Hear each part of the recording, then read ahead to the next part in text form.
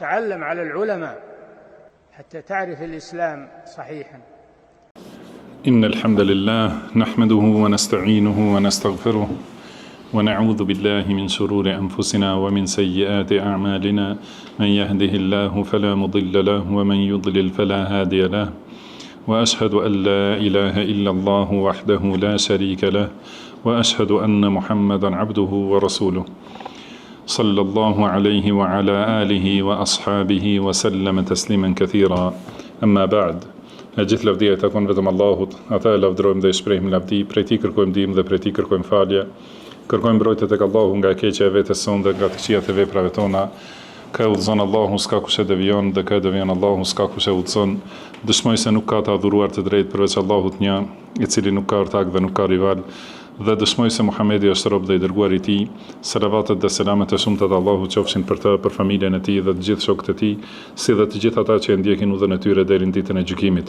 Mëtej, o Zoti ynë ti je i lartësuar dhe i pastër nga çdo mëmet, ne nuk dim asgjë pas asaj që na ke mësuar ti, në të vërtetë ti je gjithdituri i urti, o Allah, na bëj të dobishme atë që na ke mësuar, na mëso atë që na bën dobi, na shto diturinë, na përmirëso gjendjen tonë tërësi dhe mos na lër të mbështetur në vetët tona asnjë çast. Mëtej, vazhdojmë me leximin e librit të çmuar Al-Adabul Mufrad të autorit Imam Abu Abdillah Muhammad ibn Ismail al-Bukhari, i cili ka lindur në vitin 194 dhe ka vdekur në vitin 256 të Hijretit. Allahu e mëshiroft dhe falt atë, na falt ne, prindrit tanë, mësuesit tanë dhe të gjithë muslimanët dhe muslimanet, besimtarët dhe besimtarët, të gjallët dhe të vdekurit. Në temën e radhës, thot Imam Bukhari rahimahullah, babu men massa ra'sa sabiyyin ma'a abihi wa baraka alayhi. Do thot tema që thot përgdhelja e kokës fëmijës kur është me babain e vet dhe lutja për bekim për të. Ka thënë haddathana Ishaq qala akhbarana Hanzala ibn Amr الزرقي المدني قال حدثني أبو حزرة قال أخبرني عبادة ابن الوليد ابن عبادة ابن الصامت رضي الله عنه قال خرجت مع أبي وأنا غلام شاب. Dhe thon transmeton Ubada ibn al-Walid. Ky është një ether që ka ndodhur me një prej sahabeve. Ubada ibn al-Walid, do të thon Ubada i biri i Walidit, të birit të sahabiut Ubada ibn Samit radhiyallahu anhu. Thot, dola me babain tim, do të thon Walidin, birin e sahabiut. Pra dola me babain tim kur isha çun i ri, do të thon, dhe takuam një plak. Do të thon një burr në mosh, edhe thot alayhi burdatun wa ma'afiri wa ala ghulamihi burdatun wa ma'afiri. Do të thon ai kishte të veshur një burde edhe një rob ma'afiri, do të thon këto janë llojet e rrobave. Ajo rroba ma'afiri, do të thon është me preardhje nga Jemeni, është për qëllim një do të thon një fis i Jemenit që e ka prodhu atë mënyrë të pëlhurës, do të thënë atë lloj të pëlhurës, edhe gjithashtu ka pas burde që do të thënë si xhibe, do të thotë me të cilën e mbështjell njeriu trupin. Pra ka pas ai plaku, këto dy rroba, dhe robi i tij, sklavi i tij, i ka pas njësoj këto, do të thënë një rob me afiri edhe një burde, do të thënë të dyja. Dhe thot, pra Ubada ibn al-Walid, thot, ej am, ma mena'aka an tu'tiya ghulamaka hadhihi an-namira? Do të thënë, thot, pse i ka thënë o xhaxhi, pse nuk ja jep robit tënd këtë rob në që quhet namira, do të thënë që është një prej robave të njohura të arabt, dhe t'ja marrësh burdën, atë xhiben atij, fatakunu alejka burdatanit, më thënë që ti kesh dy burde, kurse ai të vishet me këtë nemira. Kjo është, domethënë, ajo që ka thënë ky djaloshi, i ka thënë këtij plakut, dhe atëherë thot ai plaku ju kthy babait tim, edhe i tha ibnuka hadha, ka thënë është ky djali jot, biri yt, ka thënë po. Thot fe mesaha ala ra'si, edhe ma lëvatoi kokën. Edhe ka thënë barakallahu fik, domethënë Allahu të bekoft, begatoft me të mira. Ashhadu la sami'tu Rasulullahi sallallahu alaihi wasallam yaqul, domethënë unë dëshmoj se e kam dëgjuar të dërguarin e Allahut sallallahu alaihi wasallam duke thënë at'imuhum mimma ta'kulun waksuhum mimma taksun. Domethënë ushqejini me ato ushqime që ju hani dhe visini si viseni ju. Domethënë për robrit edhe sklevrit. Pastaj ka thënë ibn akhi dhahabu mata'i dunya ahabbu ilayya min an ya'khudha min mata'i al-akhirah. Ka thënë o biri vllajt tim, humbja e të mirave të dunjas është më e dashur për mua sesa të marrë diçka prej të mirave të ahiretit. Domethënë ky robi mos të vijë ditën e kiametit edhe të më marrë ato të mira në ahiret. Edhe pastaj janë nda, edhe thot, thash ja abata men hadha ar-rajul, thash o babi, domethënë kush është ky burr? Tha Ebul Yasar Ka'b ibn Amr. Domethënë ky është pra Ebul Yasar Ka'b ibn Amr radhiyallahu anhu. Domethënë shikoni në këtë ndodhi dhe në këtë takim sa bukuri dhe sa përfitime, sa edukat, domethënë dhe mësim të moralit lartë ka në këto takime mes selefëve, edhe sidomos nëse është prej sahabëve. Domethënë transmetuesi është nip i sahabijut, djali i djalit sahabijut, dhe janë taku me këtë sahabi që domethënë emri i tij nuk përmendet shumë, domethënë nuk është se shumë është i njohur emri i tij, mirëpo shikoni çka do thotë takimi me pejgamberin sallallahu alaihi wasallam. Do thotë ky Ebul Yasar, domethënë e ka emrin Ka'b, pra Ka'b ibn Amr radhiyallahu anhu. Ka marrë pjesë, do thotë është prej ensarve, ka marrë pjesë në marrëveshjen e Aqabes ose në beslidhjen e Aqabes, edhe është përmendur se ka qenë me shtat të ult, domethënë trup të shkurt ka pas, dhe në ditën e luftën e Bedrit e ka robru Abbasin radhiyallahu anhu. Domethënë Abbasi ka qenë i marr nga mushrikët me dhunë, domethënë e kanë pru patjetër, nuk ka dashur të vit luftoj kundër pejgamberit sallallahu alaihi wasallam, ai xhaxha pejgamberit sallallahu alaihi wasallam, por e kanë marrë mushrikët që të jetë prezant në mesin e tyre dhe është zënë rob. E ka zënë Ka'b ibn Amr, Ebul Yasar radhiyallahu anhu. Ka qenë domethënë i shkurt me trup, i vogël, kurse Abbasi ka qenë i gjatë dhe me trup të madh, edhe i bukur. Domethënë është sjell si shembull për bukuri.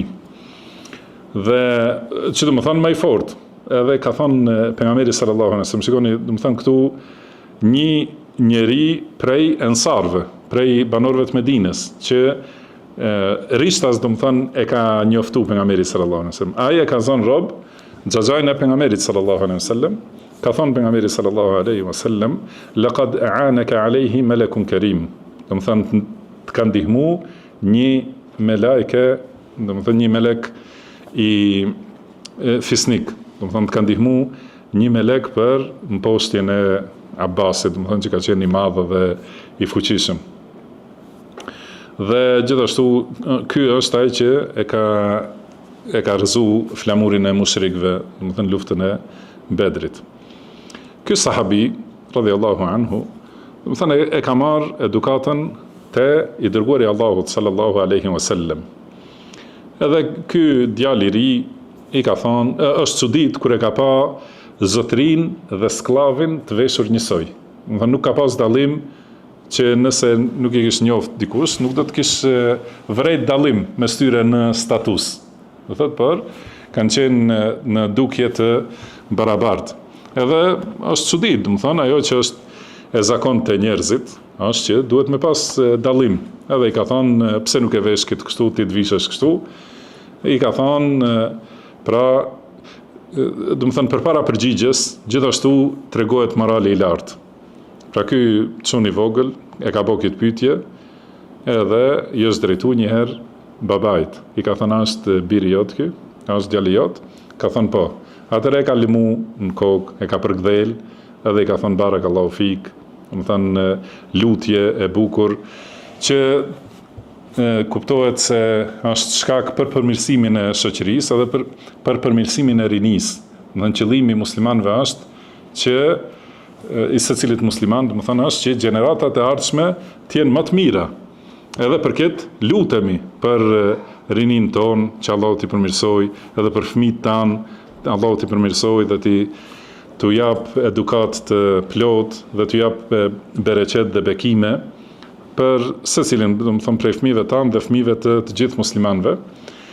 Dhe gjithashtu është sjellje e mirë para babait, do të thënë kur lutesh për fëmin, kjo gjithashtu ja lumturon zemrën babës edhe shkakton më shumë afërsi, edhe këtë e kupton secili që kur je me fëmijën tanë, edhe një njeri bën sjellje kështu të bukur ndaj fëmijës edhe lutet për të, e lëdhaton, edhe do të thënë bën lutje të bukur, kuptohet se kjo i fut lumturi dhe gëzim në zemër prindit, edhe bën afërsinë mes antarëve të shoqërisë muslimane.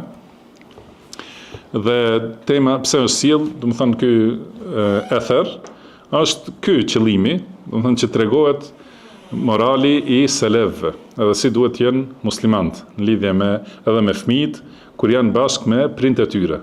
Edhe kur janë pa prindët e tyre, do të thënë është në vende tjera, mirëpo në këtë rast, do të thënë si duhet me tregu afërsi edhe para prindit, edhe me thonë dhe një fjalë të mirë për fëmin. Edhe është një fjalë interesante që e përdorin arabët, pasi ju e dini gjuha arabe ka emërtime të ndryshme për shumë sende. Do të thënë që ne kemi me një fjalë, do të ka emërtime për secilën, edhe klyshit të luanit, klyshi luanit ka tjetër emër. Do të thënë se mi thon dikujt klysh është në çmim. Mirë, mi thon me këtë emër të veçantë që është i njohur mes tyre, i thuhet shibl, do thotë është për lëvdat, për një kur e lëvdojnë një tri, i thonë shibl, do të thonë si luani i vogël. Edhe nëse tregon në një aftësi ose zotësi fëmia, edhe në prezencë të babës thonë hadha shibl min hadha al-asad. Do të thonë ky shibl është i këtij luani. Do të thonë se është lëvdat për të dy palët, edhe kjo padyshim se është futje e gëzimit në zemrat e prindve dhe fëmijëve. Kjo ka qenë sjellja e këtij sahabiu radhiyallahu anhu. Pastaj është përgjigjur për pyetjen. Do të thonë nuk është si disa sjellje në disa vende që i thonë hecmore ti, do të thënë kush jeti më tregu, por i ka tregu pse vepron kështu me robin e vet. Se ka thënë, unë dëshmoj se e kam dëgjuar të dërguarin e Allahut sallallahu alaihi wasallam, duke thënë, at'imuhum mimma ta'kulun. Do të thënë, ushqejini robrit nga ajo që hani ju. Në secili si e ka gjendjen e familjes. Do thotë nuk ka ngarkim me një mënyrë të veçantë, mirë po që mos me nda robin, sklavin, prej antarëve tjerë të familjes. Që të haj njësoj dhe të vishet njësoj, si që vishesh vetë. Edhe këtë ka praktiku pra sahabiu në praktik. Prandaj, nëse ju kujtohet, ka qenë fillim të mësimeve, po çka të kujtohet? Nuk krahasohet skllavëria për Shqipërinë. Asant, barakallahu fik. Do të thënë, këto janë disa argumente për atë që kemi thënë atëherë, se armiqtë e Islamit e sulmojnë Islamin, se nuk e kanë ndaluar skllavrinë. Edhe kjo është e vërtetë. Mirë po, kuptimi i skllavrisë në Islam nuk ka ekzistuar asnjëherë në historinë e njerëzimit, as më herët as më vonë. Nuk ka. Do të thënë, edhe pikrisht ajo që sot është, kurse në Islam është ndaluar birësimi, adoptimi i tjetërkujt, do të thënë që ti atribuohet dikujt që nuk e ka prind, nuk lejohet. Mirëpo sjellja ndaj sklavit, edhe kujdesi për sklavin në Islam është nivel shumë fish më i lartë sesa sjellja dhe rregullat që i kanë armiqtë e Islamit në lidhje me fëmijët që i adoptojnë, që i quajnë, domethënë fëmijët e tyre. Domethënë është me të vërtetë si birësim. Pra sklavi merret prej popullit mosbesimtar në luftë, merret nga populli mosbesimtar, futet në familjen e muslimanit. Edhe e ka statusin si fëmijë e atij, domethënë pronarit sklavit. Kuptohet se ai do të punojë, sigur fëmijët punojnë me prindët e vet, edhe sklevrit punojnë, edhe ka thënë pejgamberi sallallahu alajhi wasallam mos i ngarkoni me punë, dhe nëse keni patjetër punë të rëndë, do të thënë punoni bashkë me ata, që më ndihmu bashkarisht, jo me lënë vetëm sklavin ta kryej punën, edhe do të thënë ushqimi të jetë i njëjtë si ushqimi i familjes, veshmbathja, do të thënë e njëjtë si veshmbathja e familjes, dhe banimi njësoj si banimi i antarëve të tjerë të familjes. Dhe shikoni si ka thënë sahabiu i edukuar te pejgamberi sallallahu alaihi wasallam, jebna akhi, o biri i vllajt tim. Kjo është gjithashtu një moral i selefit, nuk i kanë thënë, domethënë përgjithësi fëmijëve, nuk i kanë thënë o biri im, por kanë thënë biri i vllajt tim. Domethënë gjithashtu për tregu afërsi. Se me të vërtet birin e vllajt, njeriu me moral e trajton si birin e vet. Edhe prandaj në këtë mënyrë e ka thirr. Ka thonë, me mu harxhu e gjithë dunjaja, edhe ti shpenzoj gjitha këto të mirat e dunjas, është më e dashur për mua se sa të vi sklavin ditën e gjykimit dhe të mi marrë të mirat e ahiretit. Cilat janë ato, do të thonë, siç dihet në hadith, nëse i bën padrejtësi atij sklavit, ose shtypje, ose nuk ja jep hakun sipas kësaj etike, atëherë vjen edhe i merr veprat e mira. Nëse i harxohen atij që i ka bërë këto punë të këqija, domethënë i harxohen veprat e mira, atëherë u merret aty në viktimave të atij, u merren veprat e këqija dhe i jepen atij, dhe me gjitha këto, domethënë hidhet në zjarrin e xhehenemit. Prandaj ka thënë më mirë të jap prej dunjas sesa të vijë në ditën e gjykimit dhe të mi kërkoj të mirat e ahiretit. Edhe deri në fund të hadithit, pra e ka pyetur kush është ky, dhe i ka tregu se është ky filan sahabiu. Pra çka fillojmë nga çka fitojmë nga ky ether, do të thënë përfitime të shumta, thotë nxitje për drejtësi dhe bamirësi ndaj shërbetorëve ose punëtorëve ose skleverëve. Do të thënë, me që në kohën tonë nuk ekziston kjo, duhet këto rregulla dhe këto argumente të zbatohen për të punësuarit. Do të thënë atë që e ke marrë, se dhe ai është një formi, ose edhe kjo punësimi, do të thënë është një formë e skllavërisë. Do thotë është një kuptim i skllavërisë. Prandaj duhet të praktikohen këto rregulla dhe argumente.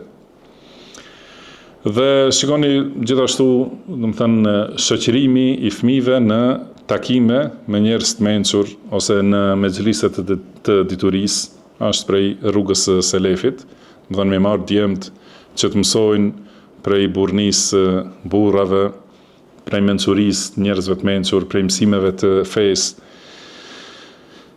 Gjithashtu në këtë atherë shohim si sahabët i kanë madhru hadithet e pejgamberit sallallahu alaihi wasallam, me fjalë edhe me praktik. Do të thënë i kanë dhënë pozitë shumë të lartë, edhe nuk kanë lëviz nga fjala e pejgamberit sallallahu alaihi wasallam. Por edhe kur e kanë përmendur, do të thënë hadithi nuk është si një fjalë e rëndomt. E kanë përmendur me shumë respekt edhe vlerësim të asaj që do të thuhet. Përfitojmë, do të thënë, butësinë ndaj të punësuarit ose shërbetorit ose sklavit, do të thënë në çdo raport me veshjen, ushqimin e kështu me radhë. Po ashtu edhe zuhdi i sahabeve, që nuk kanë qenë të dhënë mas dunjas. Nuk janë brengos pse harxojnë diçka prej dunjas për të fituar në ahiret.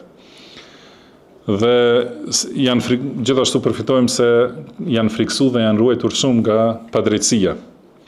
Edhe siç thamë, ajo që është kryesorja për temën që e ka sjell Imam Buhari rahimahullah është, më thënë, ledhatimi i kokës së fëmijës edhe lutja për të, më thënë, janë gjithashtu prej moralit të lartë dhe prej etikës që na ka urdhëruar pejgamberi sallallahu alaihi wasallam. Pastaj në hadithin tjetër, këtë tregojnë këtë që e thamë, do të thënë praktika e selefëve, duke filluar nga sahabët dhe tabiin, atba'u tabiin, do të thënë tregon qartë se edukatën e pejgamberit sallallahu alaihi wasallam kanë praktikuar në jetën e tyre praktikisht, edhe e kanë plotësuar atë që ka thënë pejgamberi sallallahu alaihi wasallam, mathalul mu'minina fi tawaddihim wa tarahumihim wa ta'atufihim kamathalil jasadil wahid. Do të thënë shembulli i besimtarëve në dashuri mes veti, në mëshirë me njëri tjetrin dhe në solidarizim. Ta'atuf do të thënë që i bartin ndjenjat e njëri tjetrit, emocionet e njëri tjetrit. Ja, shembulli i tyre do të thënë për këtë është si shembulli i një trupi. Idha shtaka minhu udwan tada'a lahu sa'irul jasadi bis-sahri wal humma.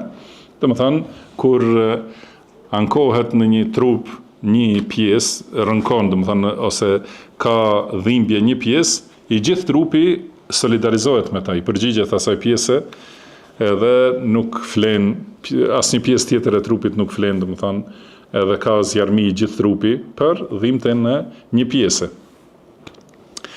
Pastaj në hadithin e radhës dhe temë tjetër, thot Imam Buhari rahimahullah, babu dallati ahli al-islam ba'duhum ala ba'd. Do thot dashuria mes njerëzve të islamit, mes muslimanëve, mes njëri tjetrit. Dhe ka thënë fjalën dalla, që do të thonë, do thot niveli më i lartë i dashurisë. Dhe fjala dalla është me kuptimin e njëjtë si delil. E dini çfarë do të thonë delil?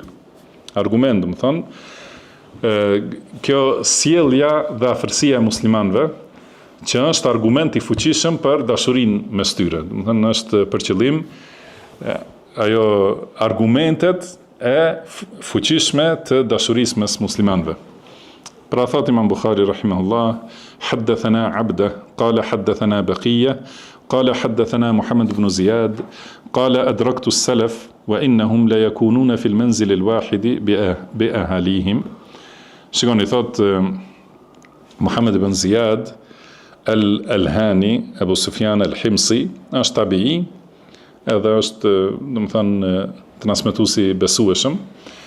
Thot adraktu salaf, e kam arritur selefët. Kush është selef për ta?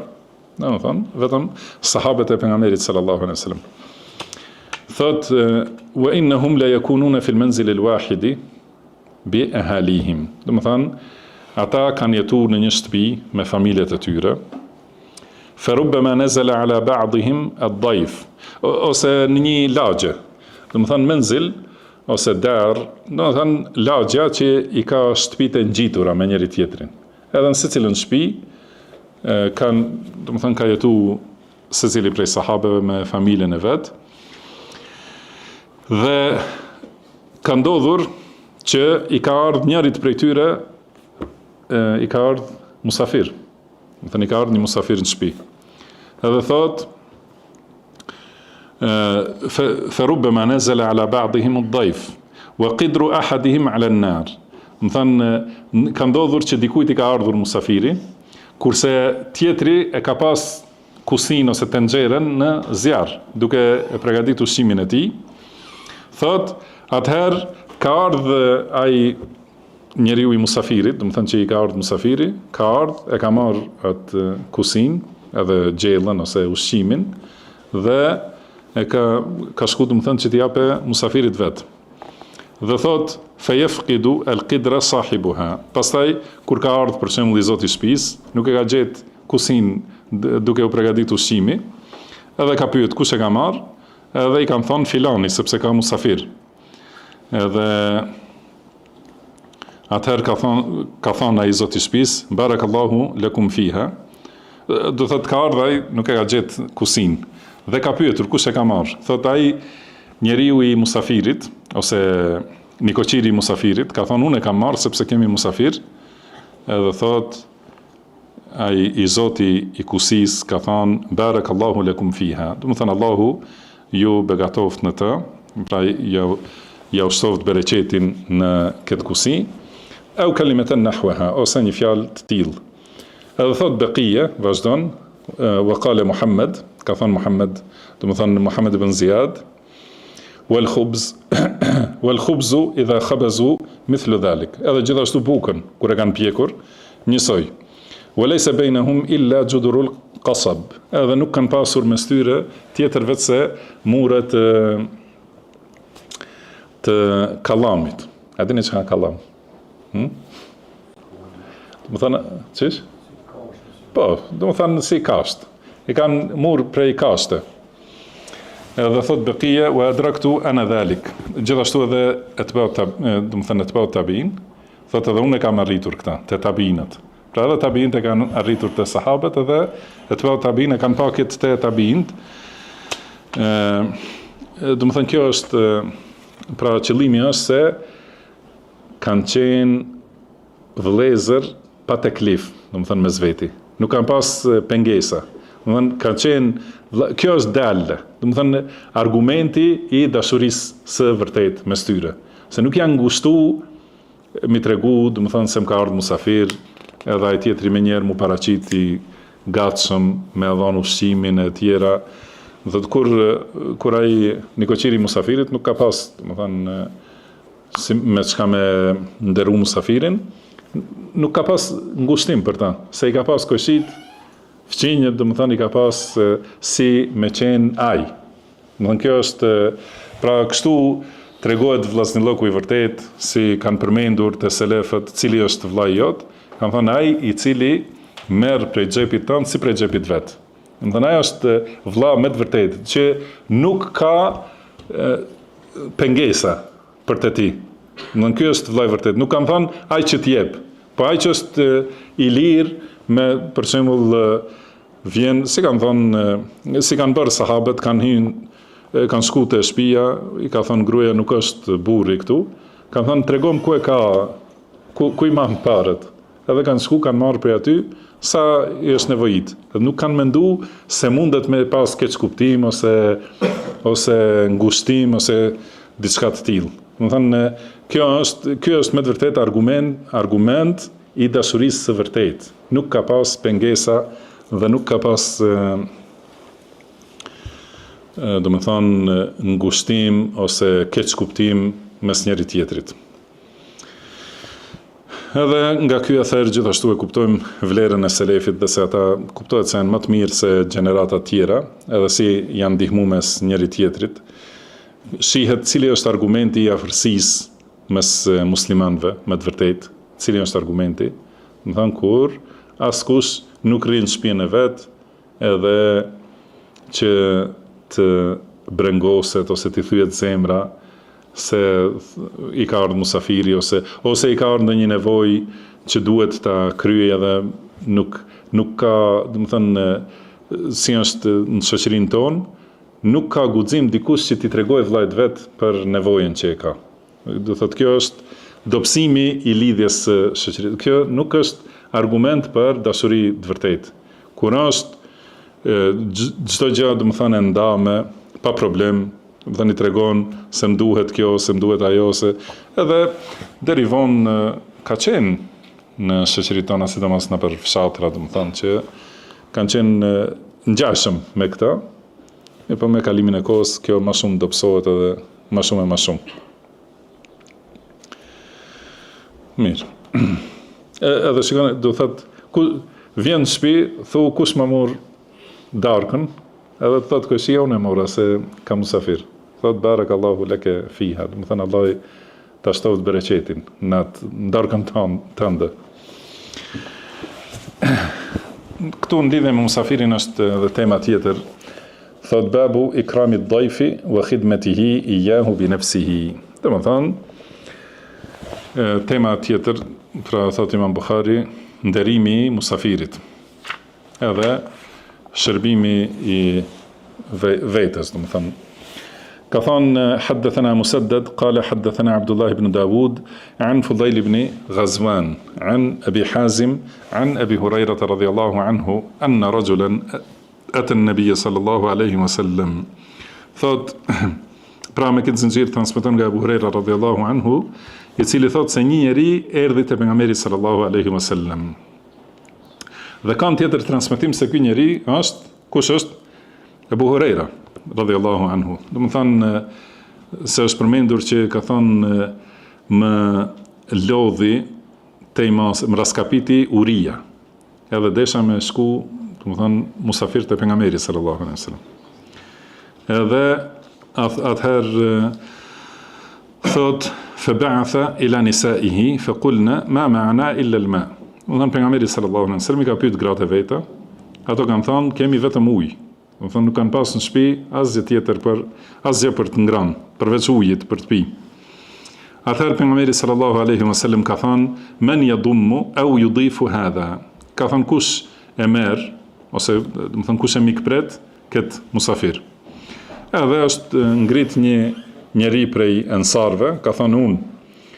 Atëherë e ka marr atë njeriu, atë musafirin, e ka çutë në shtëpi, i ka thënë gruas vet, akrimi dajfa Rasulillahi sallallahu alaihi wasallam. Ka thënë nderoje musafirin e të dërguarit Allahut sallallahu alaihi wasallam. Ajo ka thënë, ma indana illa qutun lis-sibyan. Do të thonë s'kemi tjetër përveç se ushqim për, do të thonë ushqimi që është për fëmijët. Atëherë ka thënë hayyi ta'amaki wa aslihi sirajaki wa nawwimi sibyanaki idha aradu asha'an. I ka thonë përgatitë ushqimin edhe do të thonë rregulloje llambën dhe futin gjumë fëmijët kur dojnë të hajnë darkë. Edhe ajo e ka përgatitur ushqimin, e ka bëgati llambën, dhe i ka futur në gjumë fëmijët. Pastaj kur ka ardhur musafiri, fëmijët kanë fjetur, do të thonë. Kur ka ardhur musafiri është ngritur sikur duke rregullu llambën edhe e ka fik. Do të thonë sikur u fik, do të thonë pa dashje, edhe nuk kanë pas mundësi me njëherë ta ndezin prap llambën. Dhe janë ul ata të dy duke trokit me lugë sikur janë duke ngrënë, kurse ushqimin ja kanë lënë musafirit. Edhe kanë fjetur atë natë të uritur. Në mëngjes kur ka shku, do të thënë namazin e sabahut, ka thënë pejgamberi sallallahu alaihi wasallam, laqad dhahika Allah au ajiba min fi'alikuma.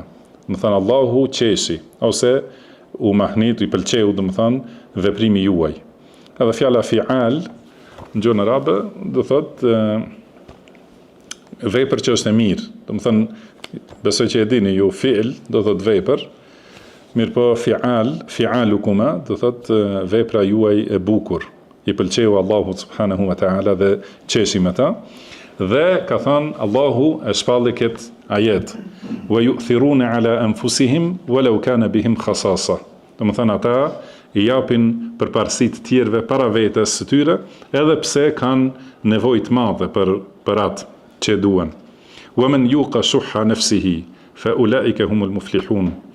Dhe ai që mbrohet nga zemërngustia, nga kopracia, ai që është i mbrojtur prej kësaj, ata janë të shpëtuarit. Do të thonë ai që është pastruar nga kopracia dhe zemra e ngushtë, do të thonë duke dashur vetëm për vete, edhe nuk i jep përparësi tjera, ai që është pastruar nga kjo me dhurat nga Allahu subhanahu wa taala, ai është i shpëtuari. Besoj që kjo histori dhe kjo ndodhi është qartë, edhe nuk do shumë komentim, më thënë, për moralin e lartë të sahabeve të pejgamberit sallallahu alaihi wasallam, edhe për nderimin dhe madhrimin e pejgamberit sallallahu alaihi wasallam. Më thënë, mjafton që kanë thënë, Ky është musafiri i të dërguarit Allahut sallallahu alaihi wasallam. Edhe nuk ka diskutim për këtë. Por në lidhje me këtë pjesë që ushqimi ka qenë për fëmijët vetëm dhe nuk ja kanë dhënë fëmijëve, ja kanë dhënë musafirit. A bie në kundërshtim kjo me fjalën e pejgamberit sallallahu alaihi wasallam, ibda biman ta'ul. Do të thënë fillo në shpenzim me ato që i ke në kujdestari, do të thënë që janë fëmijët dhe gruaja. Do të thënë nëse jep musafirit edhe i le gruan dhe fëmijët të uritur, a është kjo në rregull? Kanë thonë, disa prej dietarëve kanë thonë që nuk kanë qenë të uritur fëmijët, po kanë qenë një ushqim që kanë dashur ta hanë. Do të thënë edhe më shumë, edhe kjo lejohet, edhe nëse privohen prej kësaj. Mirë po, mendimi më i saktë është se musafiri, do të thënë për musafirin lejohet që t'i jepet të lihet, do të thënë fëmia dhe ngruaja, edhe t'i jepet musafirit, sepse ushqimi i musafirit nuk është sadaka, por është obligim. Pra si ka thënë pejgamberi sallallahu alaihi wasallam, do ta përmendim hadithin më vonë, se musafiri ka hak 3 ditë. Pastaj pas 3 ditëve është sadaka. Dhe ky hadith që thot fillo me ata që i kanë kujdestari është për sadaka. Do të thënë ajo që do të japësh lëmosh, atëherë lëmosha më e mirë është me ia dhënë gruas dhe fëmijëve, pastaj të tjerëve. Pra thot Neveviu rahimahullah në komentimin e Muslimit, thot pra sadakaja mirë, thot fëmijët nuk kanë qenë nevojtar në këtë rast për ushqimin, por e kanë dashur siç e kanë adet fëmijët në që kërkojnë, do të thënë diçka edhe nëse nuk ka nevojë për ta, fëmijët kërkojnë. Ky është mendimi i Neveviut, mirë po edhe gjithashtu pjesa tjetër, do thotë fjalëve të dietarëve është e fuqishme, sepse për obligim, do të thënë atëherë jepet përparësi kryerjes së obligimit, wallahu a'lam. Edhe Allahu i ka lëvduar, pra i ka thënë yu'thiruna ala anfusihim, pra i japin përparësi tjetër kujt para vetes vet. Pra diçka që nuk është e domosdoshme, se nuk do të kishin vdekur, do të thënë fëmijët për nëse u mungon vetëm ai ushqim. Pastaj në temën e radhës thot Imam Buhari babu jaizati ad-dayf. Do të thënë ajo që i jepet musafirit. Se fjala jaiza përdoret për atë gjë që ja jep lypsit ose musafirit. Do të thënë sepse është kur vjen si lypës dikush, ka diçka që meriton. Edhe jepet, prandaj xhaize tash në gjuhën moderne e përdorin për shpërblim ose çmim, si e thonë. Do të thënë për kur fiton dikush diçka ose tregohet i aftë për diçka. Qëllimi është, do të thënë shpërblimi i musafirit, do të thënë ajo që i jepet musafirit dhe lypsit, quhet xhaize. ثوت إمام بخاري رحمه الله حدثنا عبد الله بن يوسف قال حدثنا الليث قال حدثني سعيد المقبري عن أبي شريح العدوي قال سمعت أذناي وأبصرت عيناي حين تكلم النبي صلى الله عليه وسلم. Pra Abu Shurajh al-Adawi radhiyallahu anhu thot, veshët e mia kanë dëgjuar dhe sytë e mia kanë parë kur ka folur pejgamberi sallallahu alaihi wasallam dhe ka thënë men kana yu'minu billahi wal yawmil akhir falyukrim jarahu. Do të kush beson në Allahun dhe ditën e gjykimit, le ta nderoj fqinjin e vet. Wa man kana yu'minu billahi wal yawmil akhir falyukrim dayfahu jaizatahu. Do të thënë kush beson në Allahun dhe ditën e gjykimit, le ta nderoj musafirin e tij duke ia dhënë të plot shpërblimin e tij. Do të thënë atë që duhet t'i jepet musafirit. Kanë thënë sahabët wa ma jaizatuhu ya Rasulullah sallallahu alaihi wasallam, do të thënë cili është shpërblimi i tij që e meriton? Ka thënë yawmun wa layla. Do të thënë është një ditë dhe një natë. Atëherë është demek që jepet shpërblimi që ka ardhur. musafirit, një ditë dhe një natë. Wa dhiyafatu 3 ayyam, kurse mikpritja është 3 ditë, që është obligim. Fama kana wara'a dhalik fa huwa sadaqatun alayhi. Domethënë, kurse ajo që është përmi 3 ditë është sadaka për ndaj musafirit, domethënë. Pastaj ka thënë: "Wa man kana yu'minu billahi wal yawmil akhir falyaqul khayran aw liyasmut." Domethënë, kush beson në Allahun dhe ditën e gjykimit, le të flasë mirë, le të thotë diçka të mirë ose le të heshte. Më mirë mos fol asgjë, sesa me fol diçka që bën dëm ose që me të cilën ngarkohesh me mëkat ose që e prish punën, domethënë nëse e flet. Por nëse sjell hajër ajo që flet, atëherë duhet të flasësh. Po, këtu ka 3 këshilla nga pejgamberi sallallahu alaihi wasallam ose 3 porosi. E para është nderimi i fqinjit, edhe sjellja e mirë me fqinjin, edhe për këtë ka argumente të shumta. Ka thonë Allahu subhanahu wa taala: "Wa'budullaha wa la tushriku bihi shay'a." Adhuroni Allahun dhe mos i shoqëroni në adhurim atij asgjë. Wa bil walidaini ihsanan, dhe ndaj prindërve silluni mirë. Wa bidhil qurba wal yatama wal masakin, dhe gjithashtu silluni mirë me të afërmit, domethënë farefisin, me jetimët, me të varfrit. Wal jari dhil qurba wal jari al junub, edhe me fqinjin e afërt dhe me fqinjin e largët. Was sahibi bil jamb, edhe me shokun që e ke afër.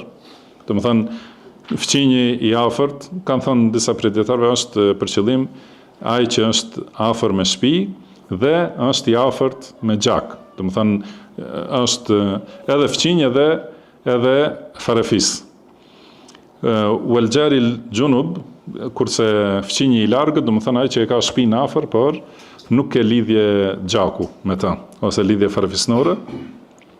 Was sahibi bil jamb, edhe shoku që është afër, domethënë mund të jetë shoku bashkëudhtari, domethënë shoku i rrugës, ose shoku i punës, ose shoku i dersit, domethënë ku je ulur afër dikujt, domethënë, ose çdo gjë tjetër, çdo kusht tjetër, domethënë që të shoqëron që është afër. Gjithashtu duhet sjellje e mirë dhe bamirësi ndaj tij. Wa ibn as-sabil, edhe gjithashtu sillni mirë ndaj udhtarit, domethënë që është larg vendit vet. Wa ma malakat aymanukum, edhe ata që i keni në pronësi, domethënë që janë skllevrit. Inna Allaha la yuhibbu man kana mukhtalan fakhura.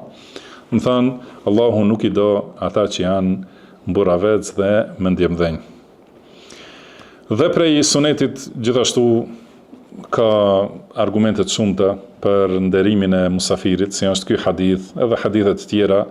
Ka thënë pejgamberi sallallahu alaihi wasallam: "Khairul ashabi 'inda Allahi khairukum li sahibihi." Domethënë, shoku më i mirë tek Allahu është ai që është më i mirë ndaj shokut të tij. Wa khairul jirani 'inda Allahi khairuhum li jarihi. Dhe fqinji më i mirë tek Allahu është ai që ka qenë më i mirë ndaj fqinjit të tij. Domethënë, secila vepër shpërblehet sipas prej llojit të veprës. Shpërblimi për veprën është prej llojit të veprës. Dhe ai që ka qenë i mirë si fqinj, ka qenë fqinj i mirë në dunja, do të jetë në fqinësi të mirë në ahiret. Edhe ai që ka qenë ai si shok i mirë ndaj të tjerët, ka qenë shok i mirë, do të ketë shoqëri të mirë në ahiret, do të ketë shoqëri e larta. Dhe po ashtu në hadith tjetër ka thënë pejgamberi sallallahu alaihi wasallam: "La yashba'u ar-rajulu duna jarihi." Domethënë, nuk guxon që njeriu të ngopet dhe fqinji i tij të jetë i uritur. Po ashtu ka thënë pejgamberi sallallahu alaihi wasallam: "Ma zala Jibrilu yusini bil jari hatta dhanantu annahu sayuwarrithuhu." Do të thënë, aq shumë ka porosit Xhibrili alayhi salatu wassalam për fqinjin, sa që mendova se do ta bëj trashëgimtar, atë një prej atyre që e trashëgojnë pasurinë. Dhe ka thonë gjithashtu, domethënë në hadithet shumëta që e tregojnë, domethënë këtë detyrë për sjellje të mirë, Pastaj sjellja e keqe është në kundërshtim me imanin dhe islamin. Ka thënë pejgamberi sallallahu alaihi wasallam, wallahi la yu'min, do të thënë wallahi nuk është besimtar 3 herë, ai i cili nuk prej damit të cilit nuk është i sigurt ose nuk është i qetë fqinji i vet. Do të thënë nëse i bën zhurm, i bën pengesa, i bën, do të thënë i shkakton para hati, e dëmton pasurinë e tij ose nderin e tij, Allahu na ruaj. Do thotë ai fqinj nuk është besimtar, nuk është imani i tij i thelluar dhe i forcuar në zemrën e tij.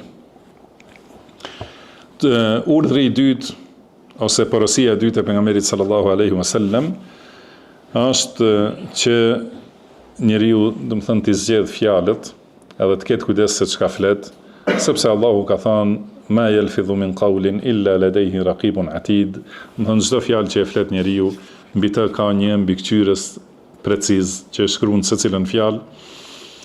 Dhe ka thënë pejgamberi sallallahu alaihi wasallam që për fjalët ka përgjegjësi të madhe. Edhe i ka thënë këshill Muadhit radhiyallahu anhu, ka thënë pasi i ka dhënë këshilla për gjitha aspektet e fesë dhe ka thënë do të tregoj diçka që i përfshin gjitha këto, ka thënë mbaje gjuhën.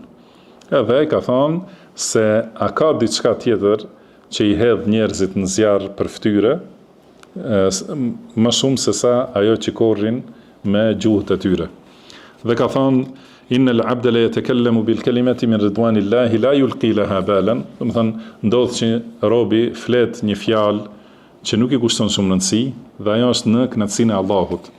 Dhe për këtë, do të thënë ngrihen gradët në xhennet dhe ka njeri që flet një fjalë të cilës nuk i kushton shumë rëndësi, nuk e bën shumë, nuk i duket se është shumë me peshë, mirëpo ajo është në zemrimin e Allahut dhe për të do të thënë thellohet në xhehenem, siç ka thënë pejgamberi sallallahu alaihi wasallam 70 vjet. Kjo ishte, do të thënë, që ka dhënë si tretën pejgamberi sallallahu alaihi wasallam, dhe e dyta, e cila është, do të thënë, çështja e temës që i ka sjellë autori rahimahullah, është kjo, do të thënë, nderimi i musafirit. Do të thënë nderimi i musafirit dhe që t'i jepet shpërblimi musafirit ose çmimi t'i jepet. Dhe kanë pyet sahabët cili është ky çmim ose ky shpërblim, ka thënë 1 ditë dhe 1 natë. Atëherë sikur shpërblehet, do të thënë për ardhje. Pastaj edhe 2 ditë tjera nderohet në mënyrë obliguese.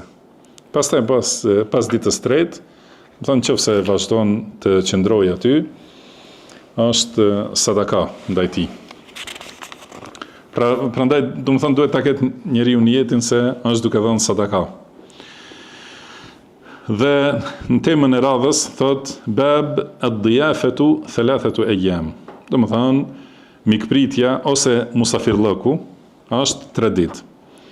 Ka thënë حدثنا موسى ابن إسماعيل قال حدثنا أبان ابن يزيد قال حدثنا يحيى هو ابن أبي كثير عن أبي سلمة عن أبي هريرة رضي الله عنه قال pra nga Abu Huraira radhiyallahu anhu me këtë zinxhir transmetohet se ka thënë i dërguari i Allahut sallallahu alaihi wasallam ka thënë ad-diyafatu 3 ayyam fama kana ba'da dhalik fa huwa sadaqa. Ka thënë pra mikpritja e musafirit ose edhe qëndrimi i musafirit, do të thënë është 3 ditë. Kurse ajo që është pas kësaj është sadaka. Dhe në temën tjetër thot babu la yuqimu indahu hatta yuhrijahu. Do të thënë tani këto ishin këshilla për nikoqirin, për mikpritësit. Kurse gjithashtu Islami ka dhënë këshilla dhe rregulla, ka dhënë etik edhe për musafirin. Pra ka thënë, kjo në këtë temë është që musafiri nuk duhet të qëndrojë të dikush derisa ta fus në ngushticë. Do të thënë në si thuhet ihraj, do të thënë në jo qetësi, do të thënë ta shqetësoj zotin e shtëpisë. Ka thënë حدثنا إسماعيل قال حدثني مالك عن سعيد المقبري عن أبي شريح الكعبي رضي الله عنه أن رسول الله صلى الله عليه وسلم قال مثلا pra me këtë zinxhir thot se ka thënë pejgamberi sallallahu alaihi wasallam men kana yu'minu billahi wal yawmil akhir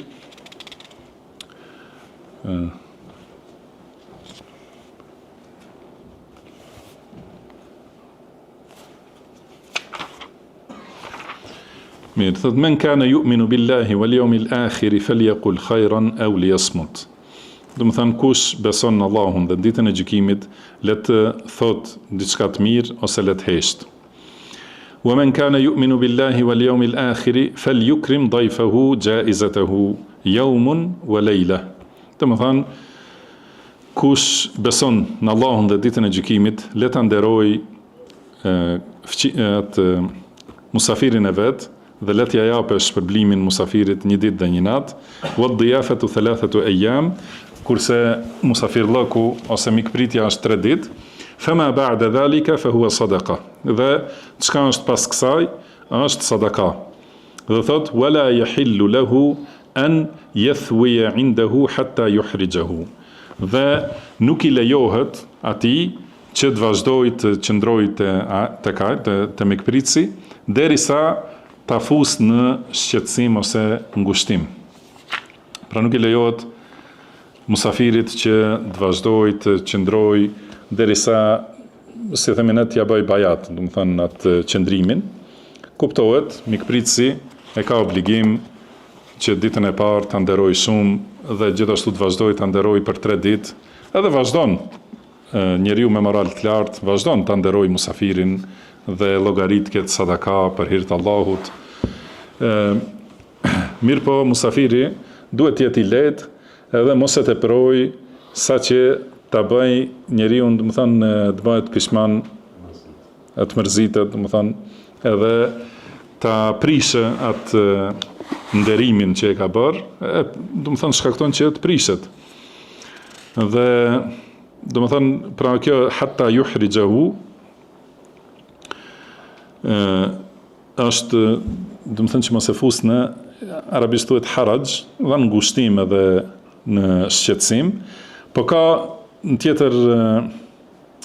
tjetër transmetim që është në Sahihun e Muslimit, ka thonë hatta yu'thimahu. Do të thënë mos vazhdoj të qëndroj tek ai sa ta fus në mëkat. Kan thonë ja Rasulullah wa ma yu'thimuhu.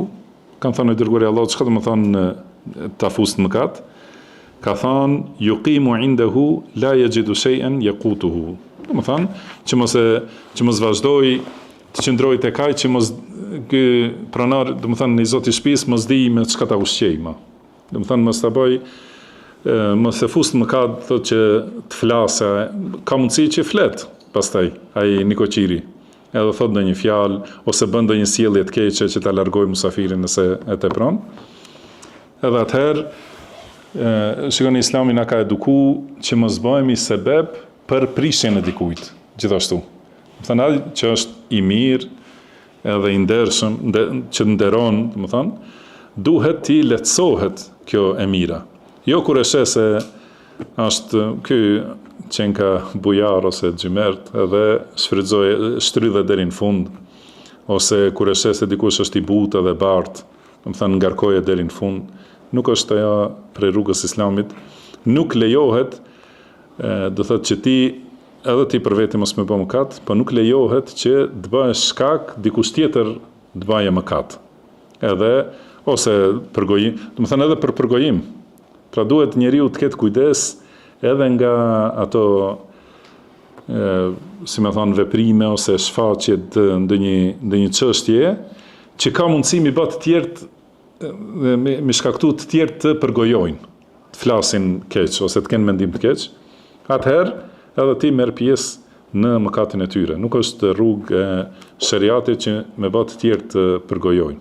Edhe nuk është rrugë e shariatit që me bë të tjerë të lodhen prej teje, edhe të bëjnë ndonjë veprim që nuk është i mirë në shariat, ose edhe një fjalë që nuk është e mirë, sepse Edhe për këtë ka përgjegjësi edhe merr mëkat sikur çka ke shkaktuar që të marrin mëkat ata. Domethënë, prandaj si e ka eduku sheriati mikpritsin që ta nderoj musafirin, gjithashtu edukon musafirin ta nderoj mikpritsin edhe t'ia lehtësoj, gjithashtu t'ia lehtësoj mikpritsit që të mund të vazhdoj me këtë bamirësinë e tij edhe ta vazhdoj ta përforcoj, domethënë, bamirësinë ndaj musafirit.